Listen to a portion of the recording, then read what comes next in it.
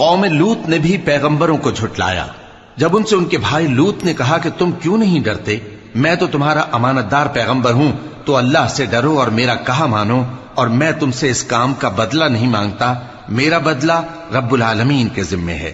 کیا تم دنیا جہان میں سے لڑکوں پر مائل ہوتے ہو، اور تمہارے پروردگار نے جو تمہارے لیے تمہاری بیویاں پیدا کی ہیں ان کو چھوڑ دیتے ہو؟ حقیقت یہ ہے کہ تم حد سے نکل جانے والے لوگ ہو۔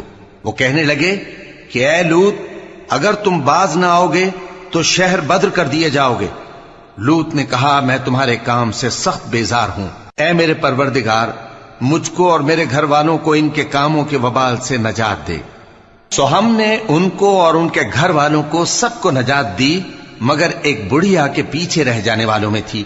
پھر ہم نے اوروں کو ہلاک کر دیا اور ان پر مے برسایا، سو جو مے ان لوگوں پر جو خبردار کیے گئے تھے برسا وہ برا تھا۔ بے شک اس میں نشانی ہے، اور ان میں اکثر ایمان لانے والے نہیں تھے، اور تمہارا پروردگار تو غالب ہے، مہربان ہے۔